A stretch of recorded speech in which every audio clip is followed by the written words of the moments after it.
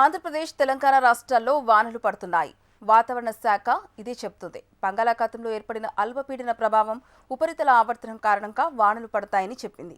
అయితే మోస్తారు నుంచి తేలికపాటి వానలు మాత్రమే పడుతున్నాయి. తెలుగు రాష్ట్రాల్లో ఎల్నినో ప్రభావం స్పష్టంగా కనిపిస్తుంది. ఇప్పటికే 2 రాష్ట్రాలు కరువులో ఇబ్బంది పడుతున్నాయి. వానలు లేకపోవడంతో వాతావరణం వేడిగానే ఉంటుంది. వాతావరణ శాఖ అంచనాలు, రుతుపవనాలు, అల్పపీడనాలు, ఉపరితల ఆవర్తనాల ప్రభావం కూడా ఆంధ్రప్రదేశ్, తెలంగాణలో పనిచేయడం లేదని ప్రజలు వాపోతున్నారు. ఆంధ్రప్రదేశ్లో వానలు పడతాయని అమరావతి వాతావరణ కేంద్రం ప్రకటించింది. తేలికపాటి నుంచి మోస్తారు వర్షాలు పడతాయని చెప్పింది. గంటకు 40 నుంచి 50 కిలోమీటర్ల మేరకు ఈదరగాలులు వీస్తాయని వాతావరణ శాఖ అధికారులు చెబుతున్నారు.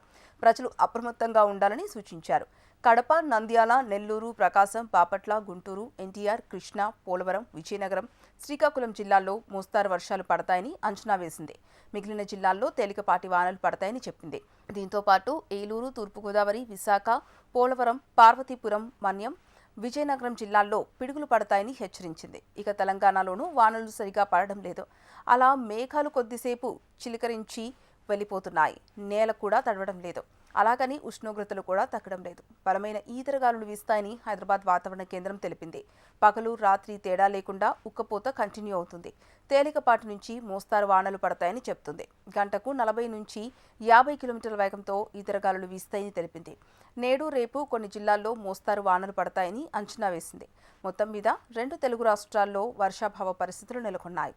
రైతులు వాతావరణం బట్టి సాగు విషయంలో తగిన నిర్ణయం తీసుకోవాలని, పంటలను ఎంపిక చేసుకోవాలని వ్యవసాయ శాఖ అధికారులు సూచిస్తున్నారు.